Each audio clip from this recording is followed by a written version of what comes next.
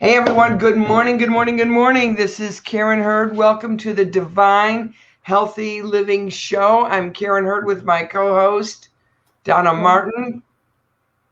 Hi everyone, it's good to be here. What we want to talk about within the Divine Healthy Living Show is pulling out of the world's healthcare system, which we have seen on full display this year. It's fickle. It requires you to spend a lot of money, and ultimately it doesn't keep you well. The world's healthcare system is really designed to keep you at some level of sick, and the way God designed your body is to be healthy, to be vibrant, so that you can go do all the things He has purposed for you in this life. That's what we want to bring to you every week on the Divine Healthy Living Show. Today we're going to talk about energy. It's probably one of the biggest complaints that we get. Donna, you are a certified certified nutrition specialist and a personal trainer. How many people complain to you about energy? A lot. Almost everyone I know complain about being tired and needing to make changes, but don't quite know what to do and how to go about it. So yeah, it's a lot of people out there. It is a lot of people. So what we're going to talk about is the basis of energy is your metabolism. So today we're going to talk about what your metabolism does for you in your body. How did God design it to work? Some ways, some things that impact a slow metabolism, a couple of things that you can do. This is actually going to be a two-parter. And then next week, we're going to go a little bit more into the practical tips on what you can do to naturally boost your metabolism. So what metabolism does is it changes the food you eat. So it takes that input. All my computer friends are going, I know what an input is. It takes all the food that you eat and everything that your body does, from breathing, digestion, immune system, all of that, and it converts it into energy in order to make all that happen for you. Donna, what's resting metabolism? I think, isn't that part of BMI? Yeah, it's actually called RMR. And what it is basically the way your body burns calories while it's at rest. Okay, so how many calories? So a lot of times we'll look at how many calories we need for the day. And there's usually a baseline of calories. Would that be the calories of metabolism at rest number? Yes. How many calories does the average person build? Is there a way to think about that? It all depends on their activity level, their body frame, their age, their genetics. There's a lot of factors that are involved. The more active you are, the more your body's going to burn more calories at rest. The less active you are, you're going to have a smaller number. And so that's why it's important to learn how to be active, because it does speed up your resting metabolism. Okay, in a natural way, in a way that's healthy, in a way that God designed it to move. Isn't it interesting that God designed it periods of activity and periods of rest in everything? Yep. Right? So metabolism, so that's what your resting metabolism is. And some things authentically, everybody's complains, oh, I've got a slow metabolism, that's why I can't get rid of weight. Maybe there's a lot of factors to weight loss. We've done a couple other shows on that.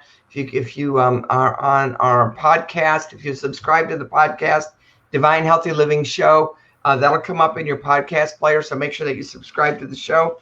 But some things that really do slow down your metabolism: low thyroid. It's almost chronic, but I think a lot of that is actually tied to adrenal fatigue and exhaustion. That's been called the 21st century silent epidemic. Those are connected. Polycystic ovarian syndrome. All right. One of the hallmarks of that can be like back acne, but it's painful periods. There's a lot that goes on with that. There's a blood sugar connection with polycystic ovarian syndrome that can be part of low metabolism. Cushing's disease, which has to do with your adrenals. And if you're at Cushing's disease, you are showing up on a diagnostic grid at your doctor's office. And then skipping meals, too low calories. And then Donna just mentioned your age. Donna, let's start with skipping, because you and I were talking about this before we went on today. Skipping calories skipping meals, too low calories, how does that negatively impact my metabolism?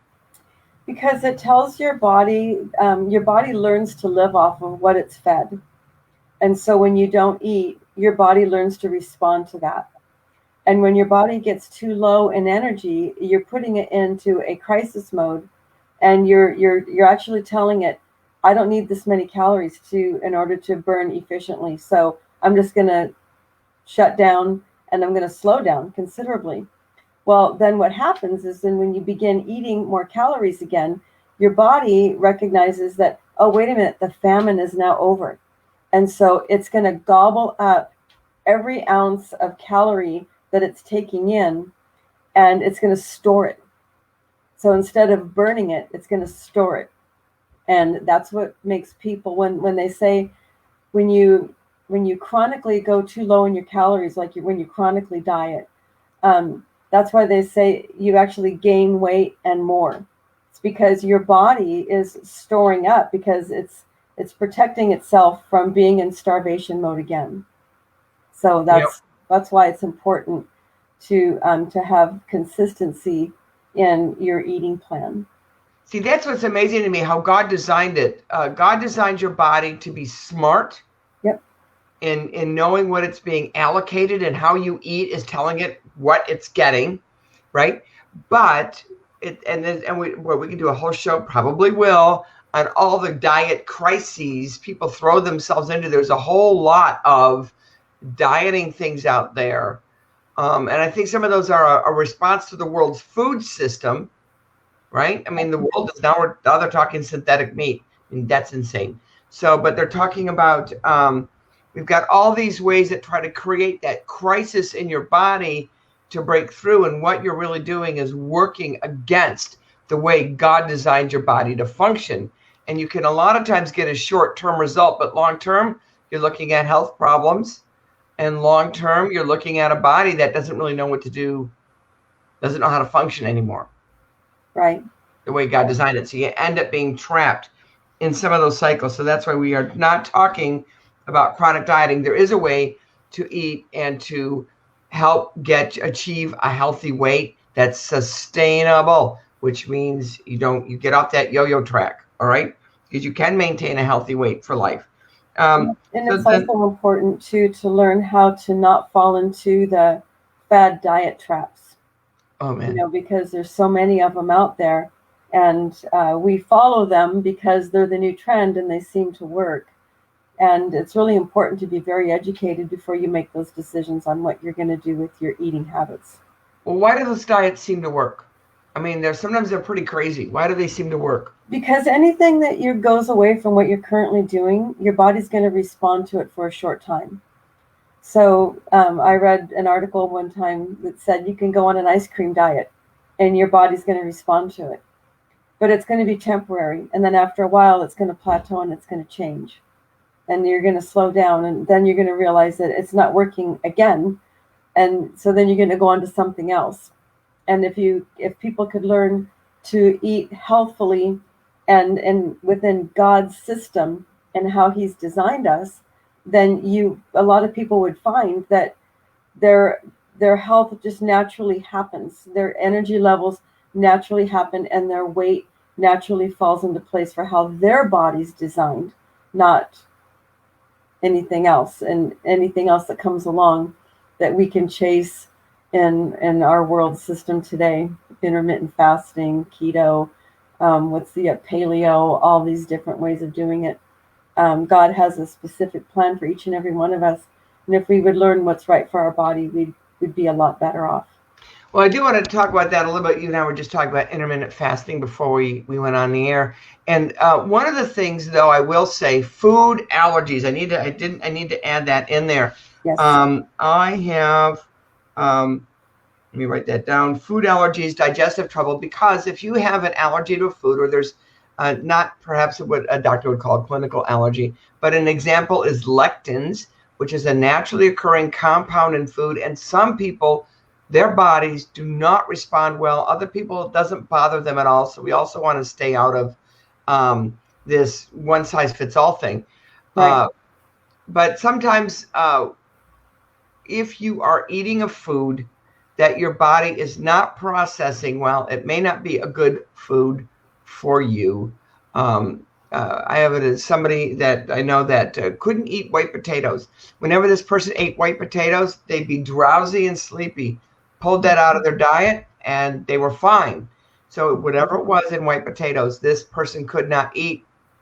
White potatoes don't bother me at all. So that's one of the things that we do have to be aware of. So I think some of that trial and error you're talking about is trying to identify that. And that's part of the crazy making. So I think we're going to come back and do another show on how to do that trial and error process that's informative and healthy. That would be like a service to mankind. Yes. So one of the things to know in burning more calories is your mitochondria. And your mitochondria, an organelle, okay, now we're going to do a little bit of biochemistry, right? This is my cell, right? So those of you who are listening, you can't see that I'm putting my two hands together like a circle. Your cells have inside of them their own system. Your cells have their own system. Their cells are part of your body system, but inside each cell, it has its own system. And it has its own little organs, if you will, inside each cell. And those are called organelles. And one of those is called mitochondria. Mitochondria is absolutely key to your metabolism, because if they're not working, you might be in heaven. Okay. And I mean literally in heaven, not like you're happy, okay? Because mitochondria are key to life. Donna, how do the mitochondria function? What is ATP? Adenosine triphosphate. And your mitochondria, they're the powerhouse. Does he notice how I made her say it, not me? Yeah. So so say it again. It's adenosine ATP is triphosphate. And what is it? Basically, it is that's what fuels your body. Adenosine triphosphate. It goes through a process of cellular metabolism. It's a very long, complicated process. And but what it does is the mitochondria makes your adenosine triphosphate, which fuels your muscles. It fuels your body for energy. It takes your calories. So if we can't make sufficient amounts, if our mitochondria doesn't make enough of the ATP, then we don't have enough energy to get through the day. No. So it's fun. So it is like metabolism. Yeah. Pardon? I said if you were a lamp, it would be like unplugging yourself from the wall. Okay. All right. So building more mitochondria, and go on. It's your power source to your body, basically. Okay, it's your power source to your body. And there is a disease, a mitochondrial disease, that if you have it, it's terminal. So it will absolutely impact your life in the negative to not have enough mitochondria. By the way, we have a polyphenol blend that she and I work with that actually helps your body increase the number of mitochondria in your body. And it was proven to do that. It's foundational to life. And so you want happy mitochondria. It's part of your metabolic rate. So let's talk for a little bit about a few things we can do right away to increase our metabolic rate, to work with our bodies the way God designed our bodies. We all have some unique things, right? But there's some basic things all of us can do that are universal. Donna, what would you say is the number one thing, you mentioned it earlier about dieting, that people can do to increase their metabolism? Well, you have to find out what works for your body. And one of the biggest things is to stop dieting, to stop skipping meals, and to find what works for your body. Because there are some people out there who can eat small snacks all day long and don't really like to sit down to 3 square meals. There are other people that work completely off of 3 square meals and no snacking. But you have to find what works for you, because everybody is unique and different. And if you can find the key to that, that's going to really help you considerably. And it's going to deliver just the right amount of energy that you need to get through the day and keep your body healthy and strong. And also to give your body enough energy to exercise. See, we lack right now. A lot of people are going through this time where they even lack the energy to exercise. And what they don't realize is that exercise also helps your mitochondria, and it actually gives you more energy to get through the day. Okay, so, and I will say, if you do have adrenal fatigue or exhaustion, this is not a medical diagnosis. This is for educational purposes only. Exercise will not be something you can do. No. In fact, hard exercise for somebody with adrenal exhaustion or fatigue can actually set them back.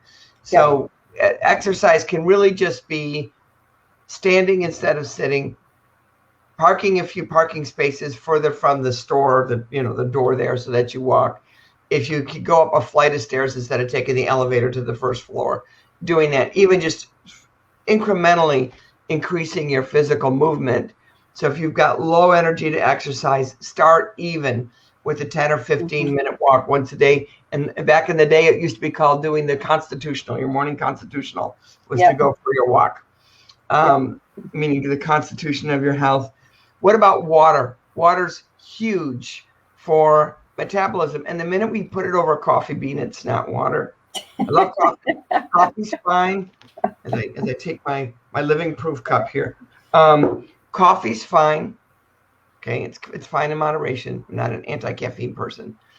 But we need to have water. Water can increase your metabolism. How much water should we drink every day, Donna? Well, it used to be thought that 8 ounces, 8 glasses of 8 ounces a day is sufficient. But you actually need to calculate it based on your weight and also, once again, your activity level and your age. Because as you age, your cells don't hold moisture as well, and you tend to need a little bit more water. Also, it also depends on the season, because in the heat, your body needs more water. So it just depends, but basic rule of thumb is 8 8-ounce glasses a day. That's the safety net. Never go over a gallon a day, because it's also goes the other way, and it can work against your body by producing an effect called hypernatremia, which overhydrates your electrolytes, and it can actually cause a medical emergency. So I've seen people do that. We've seen I've seen water challenges where people are going for a gallon a day, which really is too much. It is. Unless now if you're working out, let me adjust that. If you're 6'5", you're working out in the sun, in the heat, it's summertime. A gallon a day is probably you might be drinking more than that because your body's using it. But the gallon a day is a little too much. Cutting back on refined sugary foods. I know that you might be saying, well, that's not rocket science, right? But clearly when we go to the grocery store, we see that Americans still eat a lot of them, or they wouldn't sell them. Yep. You can tell what Americans are eating by what's sold in the grocery store. That's too much retail space. Right in front of the grocery store. Right when you walk in. I said right in front of the grocery store, right when you walk in. Here it is. Right when you walk in. So cutting back, there can be some food addiction issues around that. We've done a talk in our Leaner for Life series on food addiction that's created by design. But cutting back on the sugary foods, the refined process. So sugary doesn't just mean cookies, cakes. And I believe you can have those once in a while. Some people can't. Many people can on a limited basis once you've established a good overall healthy eating pattern. But it turns to sugar too quickly in your body. So go back towards the whole grains. Yep. Foods with color versus white foods. Okay, so brown rice versus white rice, right? Whole wheat bread versus rye bread versus white bread. Even homemade, I always throw in a little bit of whole wheat, a little extra protein powder in my bread when I make it. And you want to increase muscle. That's Donna's expertise. So if you want some expertise on increasing your muscle, reach out to us and we'll get you in touch with Donna. But muscle is metabolism. Part of that diet yo-yo you mentioned is when we lose a lot of weight, our body's got to get that nutrition for that resting metabolism somewhere. And if you're cutting back your calories too far, your body will literally burn muscle over fat. It needs the protein in the muscle. Your fat cells don't have any protein. Right. So it's tearing down muscle. And Donna, what's the effect of your body tearing down its own muscle? By the way, your heart's a muscle. Ladies, your uterus is a muscle. All right. So Donna, what's in that effect of tearing down muscle to maintain body weight when you're tearing down the muscle is called catabolism, And basically you lose muscle. And what happens is you look a little flabby, you look a little wrinkly. Women, we hate this little bat wing look underneath our arms. It's just, and then your body doesn't burn fat efficiently. And so that's a huge thing. Muscle takes heat in order to maintain itself. It takes calories, and therefore it also helps burn fat. And so when you lose your muscle, you're less efficient in burning fat. Right. So not to mention movement, you don't feel good. right? Yeah, exactly. So not only do you not look good, you look a little bit soft. And by the way, that we have a whole program that we talk about that burns more calories by building lean muscle. You can do it with some of the food choices that you make. You can do it also, obviously, through working out, resistance, strength, moving. And last but not least, sleep. We are chronically sleep deprived in our world today. 6 hours might be enough for some, but it's not enough for most. It's really between 7 to 8.5 hours. I actually heard between 7 and 9 hours.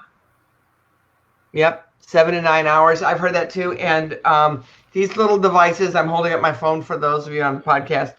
Now I have glasses that have got blue light on them. That's why they look a little bit dark. And that's because I'm on screen. I do a lot on my computer, so it protects my eyes from the blue light. You really want to turn off your screens at least, if you can, an hour before bed. I do not have, my phone is nowhere near my bed, so I am not getting notifications. I'm not having, it was kind of funny one night. I wasn't sleeping well, and I saw flashes, and I thought, oh my gosh, is this an angelic visitation? And it was the notifications on my husband's cell phone. That is so funny. So, it wasn't an angelic visitation. It was a notification. Well, also, go ahead. I'm sorry. And I was just going to say, and not to mention the whole bit about them monitoring your every move. The AIs really are listening on your phone. So keep the phone not in your bedroom. Try not to have a TV in your bedroom, and cut off screen time at least an hour before sleep. If you're trying to withdraw from that, because there really is an addictive capability there with the dopamine hits and all that jazz, then fine, 10 minutes before you go to bed. And work up to 20 minutes before you go to bed, up to that hour. You will find you won't need to check, and you can start reading a paper book. Yes, a book made of paper. You can actually read your Bible, read a devotional, read something, and just start to begin working towards rest. Donna, you were going to say. I was just going to mention the TV thing, because a lot of people have a TV in their room, and a lot of times they fall asleep to it. But what it does is it robs you of deep REM sleep. And so you want to be really careful about having a TV in your room. Absolutely, because that deep REM sleep, that dreaming, sometimes the Lord does speak through a dream. He absolutely does. But sometimes it's your brain just processing images. Your body detoxifies while you sleep. Sleep is actually an active form of rest that your body does. It's a complete reset. Pardon? It's a complete reset. It is a complete reset. And it's extremely important to manage appetite for health and detoxification, brain detoxification in terms of, again, those dreams. Your brain is processing, it's sorting, it's purging, it's building, it's retaining, all while you sleep. Get your sleep if you're serious about your metabolism. So those are a few ways that you can. We can't ever make a donut act like celery. Right? Celery and lettuce are actually negative calories. We could. We wish we could, right? Try rolling celery and powdered sugar. See what happens. That's right.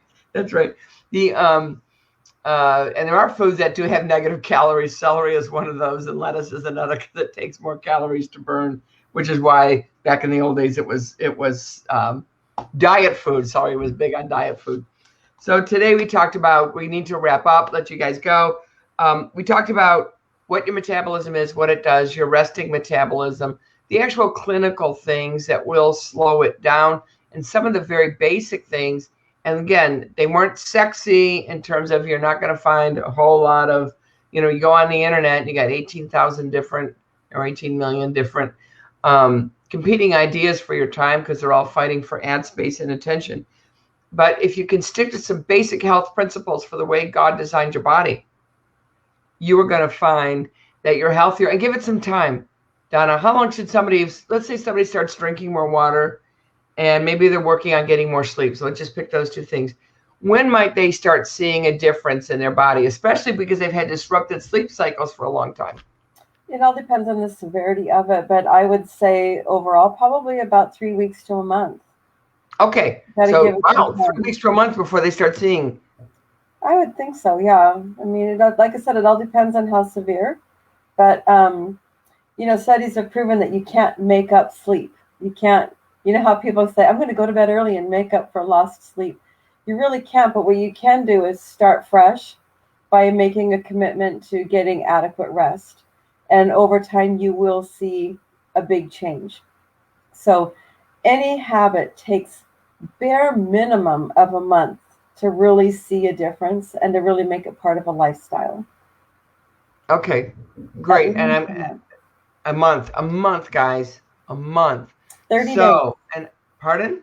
30 days. That's all 30 days. 30 days. That's why a lot of our challenges are 30 days, by the way, because we're hoping to build the foundations of a habit. And it actually takes a little bit longer. And if you start small, here's the other thing. I'll do another show on habits because I know we need to go. But the good news. So let's say you even start, like I have a glass of water right by my bed. I sit up and I pound down that first glass. Okay, I've detoxified my body while sleeping. That glass of water helps hydrate me because I haven't had any for a while, right? Several hours while I was sleeping.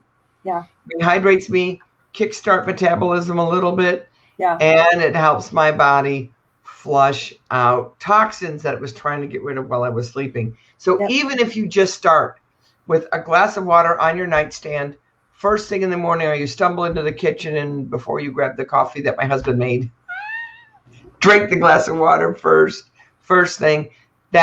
Do that every day for a month. You will start to see changes, and we can talk about journaling them. There's so much that we're going to be sharing with you on Divine Healthy Living, but we need to go. We need to let you go. So we hope that we have blessed you today. We want you to go forth in good health, knowing that God has a purpose for you.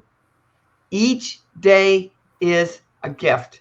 And from our heart to your heart, we want you to walk and to live in the shalom of the Lord, which is shalom is a beautiful word, and it means fullness of health, prosperity, and well-being originating from God to you. So go forth in the shalom of God. Live in God's system, not the world system. You're going to be better off in many ways. Make sure that you're liking the show. Please feel free to share it. And make sure that if you're listening to us on podcast, that you subscribe. We'll be back next week with a little bit more practical tips on metabolism, how to make it healthy, and rebuilding that foundation for health. Bye, everybody. Bye, everyone.